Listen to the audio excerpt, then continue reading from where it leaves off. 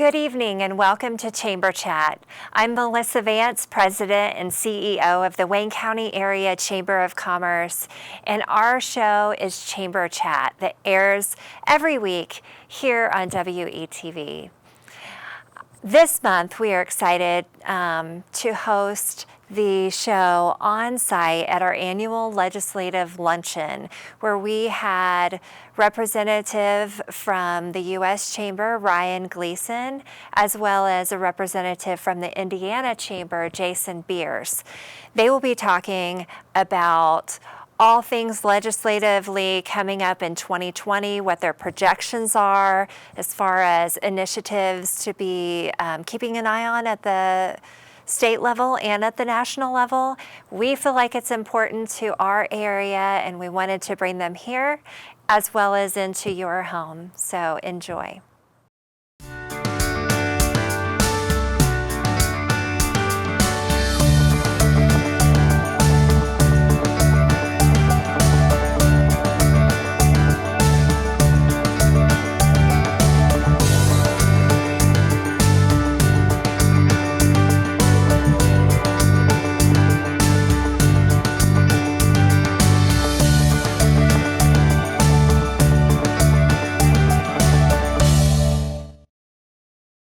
Thank you for having me, Melissa. It's good to be in Indiana. It's my first time ever in the eastern side of Indiana. So this morning was a lot different waking up than yesterday morning. I'm sure you all heard on the news yesterday there was two big things that happened. One was USMCA, and then two were the articles of impeachment. So I guess the way that I prepared Monday night was quite literally thrown out the window. So the U.S. Chamber's biggest mission moving forward into the next legislative year is USMCA, the United States, Canada, Mexico Trade Agreement. And this is really important because many of us thought that this would happen before Thanksgiving, then we thought maybe it wouldn't even happen at all this year. Well, the Democrats came forward to the table yesterday and said that they would agree to approve it. And what does USMCA mean? There are over 800,000 jobs in Indiana that are affected by trade. There are 55% of Indiana exports due to free trade, and nearly 7,000 small and mid-sized exporters in Indiana.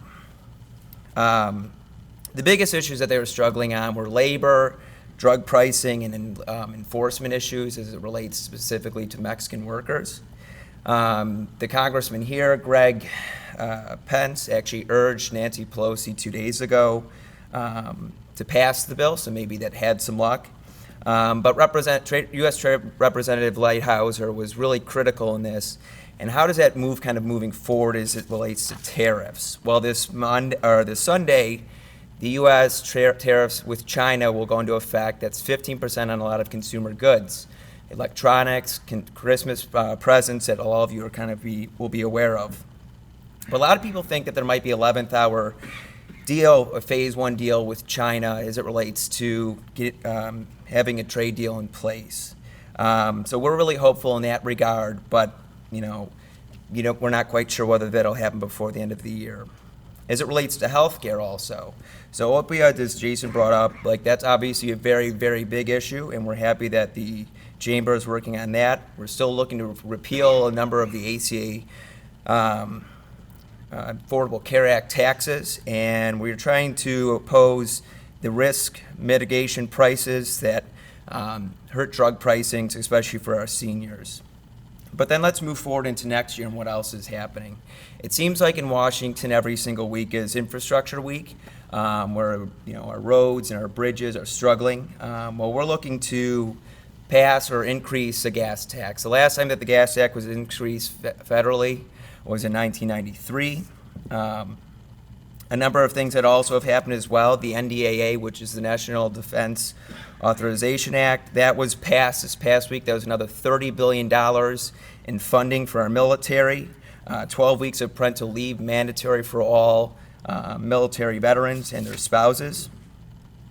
Additionally, so this week as well, or next week on the 20th, the continuing resolution which funds our government. I'm sure all of you heard a couple of years ago, the government went through a shutdown. Well, they had passed a continuing resolution at the end of November that supplied it for 1 month. We're hoping for a 3-month extender as we go into election year. Additional things to touch on, tax extenders. There's a lot of political jousting as it relates to that. The 2-year anniversary of the Tax Cuts and Jobs Act just passed this past year, or this upcoming week. Additional things that will be happening next year, obviously the elections. That's a big one. In Indiana, there are 2 retiring congressmen. Susan Brooks is retiring of Indiana 5, and then Pete Pulaski of Indiana 1 is also retiring. And the other things that to touch on as well, if, manufacturing obviously is a big deal here in Indiana. So we're hoping that by virtue of the Chinese deal that will go through, we'll see a lot more manufacturing come back, because unfortunately right now in the manufacturing sector, they are going through a recession, and that often will lead to an economic recession of a national level. Sure. Can you drill into the impact on manufacturing in our state? I think we're the leading state in the country for manufacturing jobs. Second leading, for second to Michigan. That is a very critical thing that the Chamber is focusing on. And so we hope that this USMCA deal that is passed kind of stimulates or supports a Chinese deal that happened down the road. Unfortunately, because of impeachment, Senator McConnell, the Senate Majority Leader, has already said that they're going to wait for the impeachment vote first before they vote on USMCA, which will even further delay it.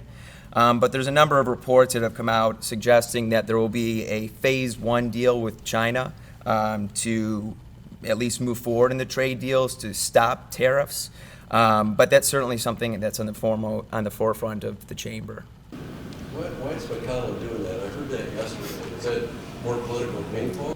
So it's in Washington, yeah. My guess is that it's political ping pong, I would guess, just because the way that the timing would work out for it, the Senate has essentially 30 days to pass the bill once it's brought into committee.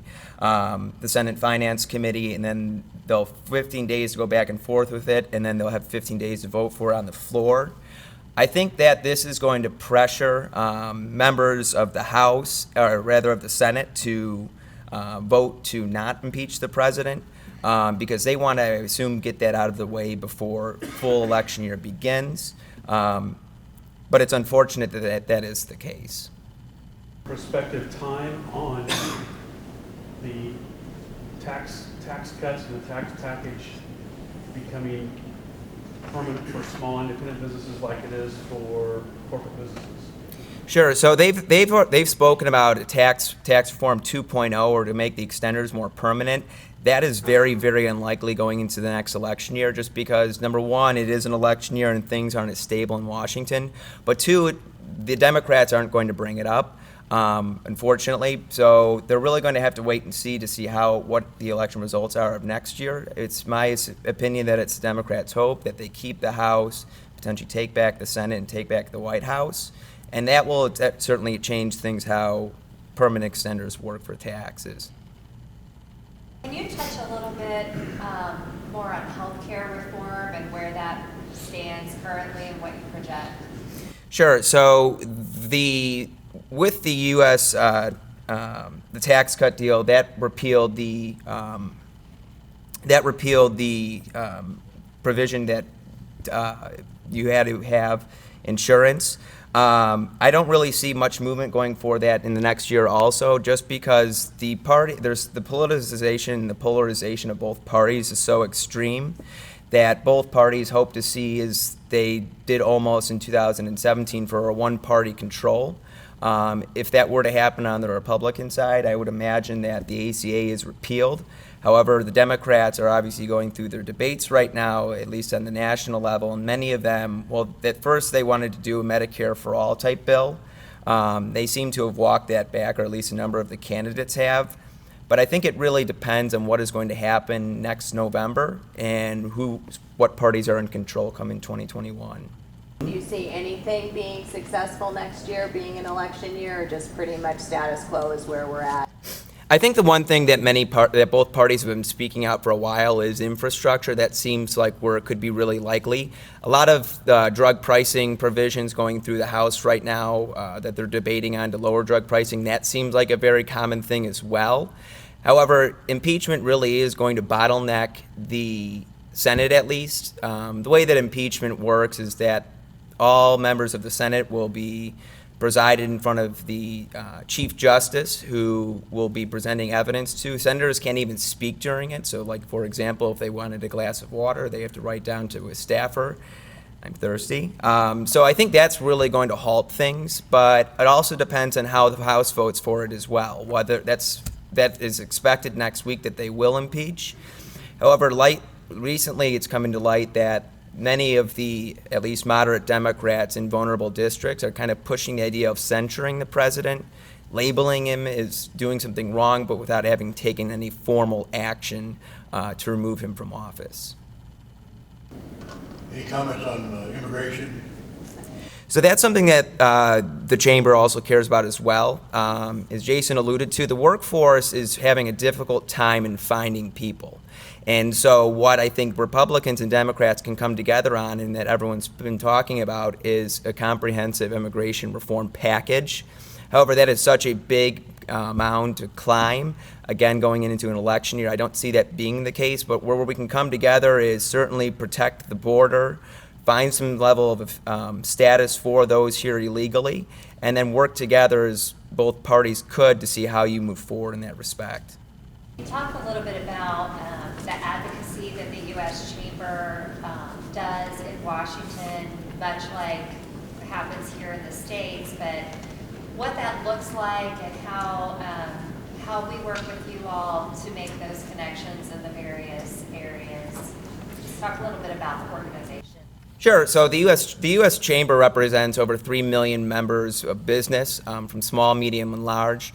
And we work together with state and local chambers to work with, specifically, at least in our realm, to work with members of Congress on issues that we care about.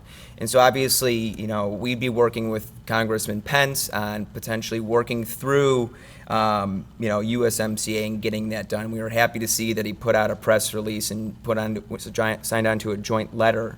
So it's working with state and local chambers and also facilitating anything that you may need on a local level, hearing what you have to say, and then relaying that back to to our headquarters in Washington so that they know what is going on the ground. I'm essentially the eyes and ears for them here in the region, and get to explain to them, what issues Indiana cares about, where they see the next legislative session going, and so it's working in that way together.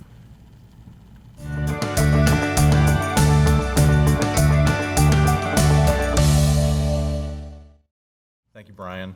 I'm here today to give you a little bit of a snapshot of what we foresee happening in the upcoming legislative session. I have a lawmaker here who can tell you a little bit more. This is, for those of you who don't know, this is the non-budget year. This is the short session, so it's going to go very fast.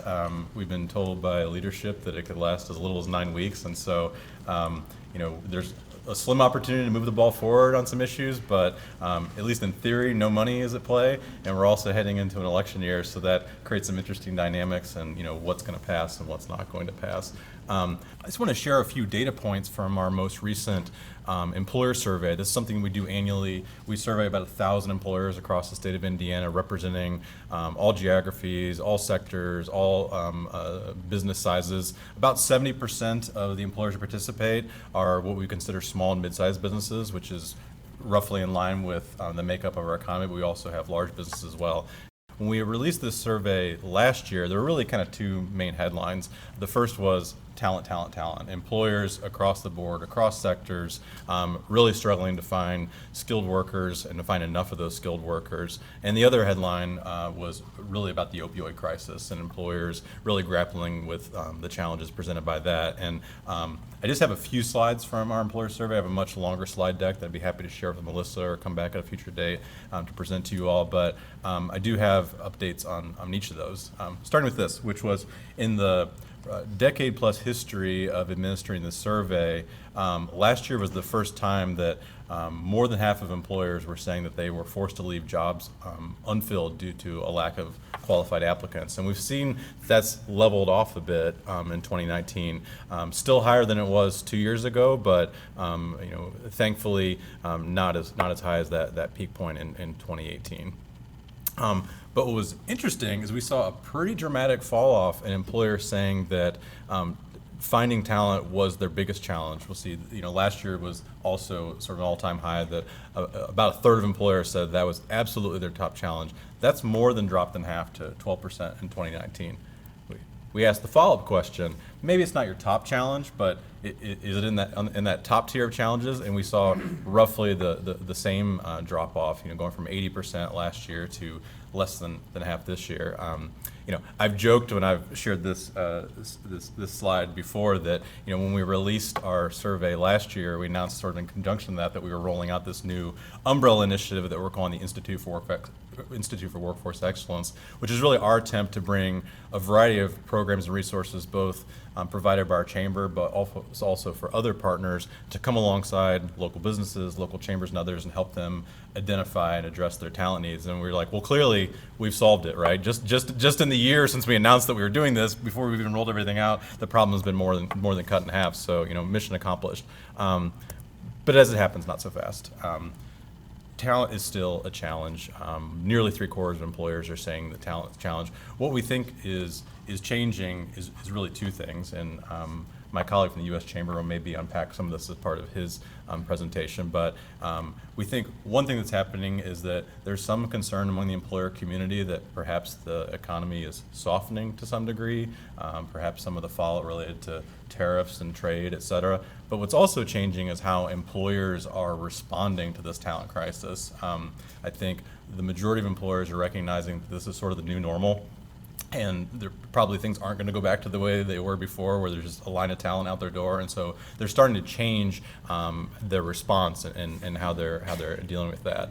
And how are they doing that? Well, for one, we're seeing a continued increase in employers willing to hire an underqualified applicant. Not to say that they're not going to skill up that applicant, but not waiting for that perfect employee to come through the door, recognizing that particularly in a historically low unemployment job market, that nearly everyone who wants a job has a job, and that means that we might have to settle for less than the ideal candidate. Not ideal, but employers are increasingly also reassigning responsibilities internally, putting more burden on their existing employees. We can see just about a quarter are doing that. But in the next couple slides are really kind of what we would say are more in the vein of missed opportunities. We know a large number of employers provide some sort of training or skill up program for their employees. They're not as well utilized as they should be, in part because they're not always well advertised to their employees, or sometimes they're often on a reimbursement basis, and there's sort of a chicken egg thing where employees don't feel like they can front the cost, and so they don't take advantage of it. But in any case, we see the vast majority of employers aren't reaping the federal tax credits associated with that. So this is something that we want to really come alongside our members and non-members as well, to make sure that if they're doing things that are in the best interest of their business and their employees, that they're reaping the full benefit, including through available federal tax credits. Next slide, we see a little bit of a softening, kind of going back to my earlier comment about, last year we had over half of employers said that they expected to grow their workforce over the next 1 to 2 years. We've seen that drop not just below last year, but even in 2017. So a little bit of cause for concern there, that not as many businesses are as optimistic about their ability to grow over the next year or two.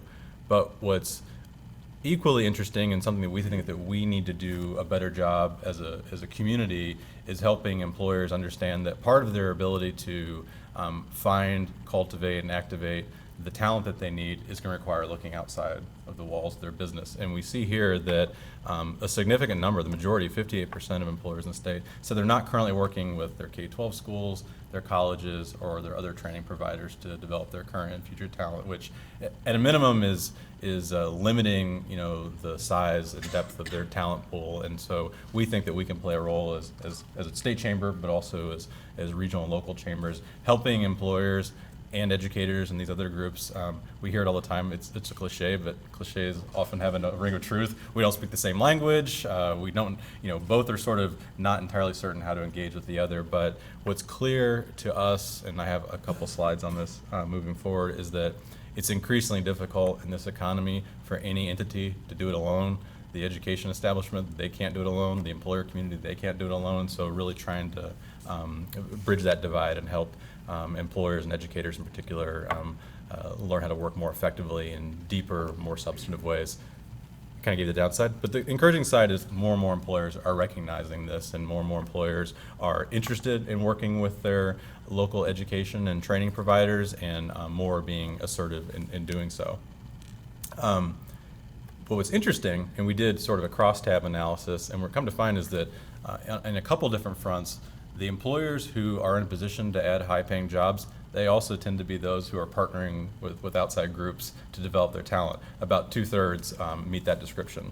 In contrast, those who are not expecting to add high-paying jobs, they're to be not partnering to develop that talent. So we could have a discussion about this as correlation or causation, but we see this in a few different data points, that employers that are being proactive about reaching out to those outside of their business, developing those intentional partnerships that are going to increase their talent pool and help them meet their job needs.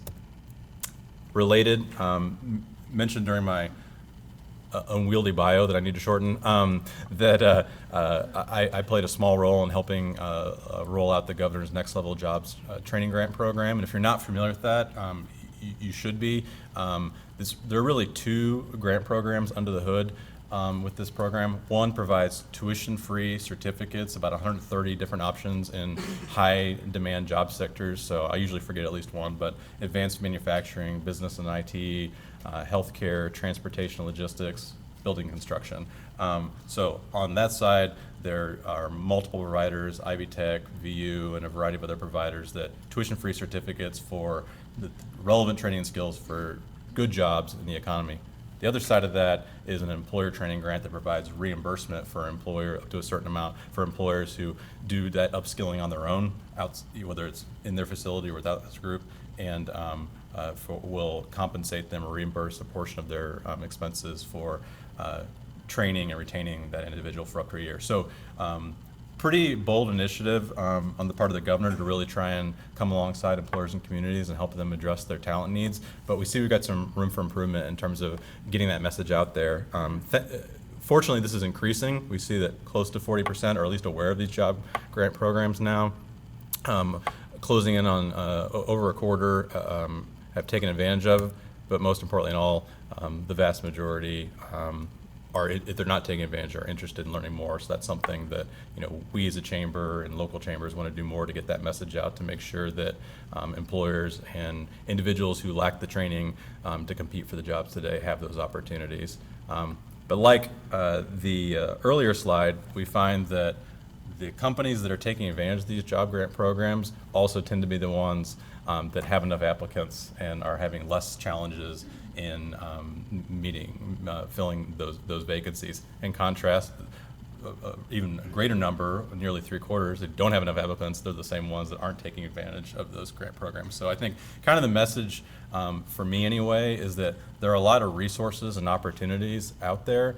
We just need to do a better job at the state level and as communities in making sure that we're helping the folks on the ground connect those dots and take advantage of those resources and opportunities. So, and then a couple more data points. This is something that we're seeing more and more employers are recognizing, that the place that their business is located is either a big advantage or a disadvantage in being able to attract and retain that talent. I mean, you can look at this slide that nearly half, 45%, are saying that they believe that applicants are not attracted to the community where their company is located, which of course is not an encouraging thing. We don't like to hear that. But I'm kind of choosing to view this as more of a positive, in so much as I think more and more employers are recognizing that just the job description and the compensation alone are not going to be enough to bring the talent they need. And so it's as much about the company coming alongside the community, helping sell the community, as it is selling their place of business. And we have one of our legislative priorities is sort of aligned to try and help stem at least a part of this challenge. And then last but not least, I mentioned that last year the other big takeaway, other than talent, was really employers grappling with the devastation of the opioid epidemic, and heard about at least one local program here that's doing some work in this area. Our chamber has the Indiana Workforce Recovery Initiative. We've been really doing a lot of employer trainings and education on alternatives to just terminating employees who who don't pass a drug test. We found that, and we're seeing some significant change in this regard. And, last year, if employers had a drug testing policy, over half there's kind of a one strike and you're out termination. Now we're seeing a significant drop in that to about only about 30% have that as their policy. And so really trying to help employers understand there are alternatives to getting individuals the help that they need, and not having to, sources the personal devastating loss of dealing with that issue, but also all the sunk costs on training and retraining individuals. And so we think there's a lot of opportunity to help employers be part of that solution, because we see that there's a dramatically increased success rate in recovery issues if the employer is part of that conversation and part of that.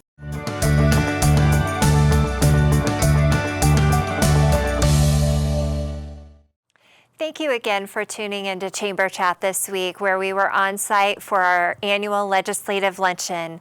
I hope you were able to take bits and nuggets and that this information was meaningful to you. We are happy to say that our representative from the Indiana Chamber, Jason Bearce, will be continuing next month. You'll get to see the second half of his presentation, where he talks about the initiatives coming up in 2020, and you won't want to miss that. Be sure to tune in every week right here on WETV Channel 20.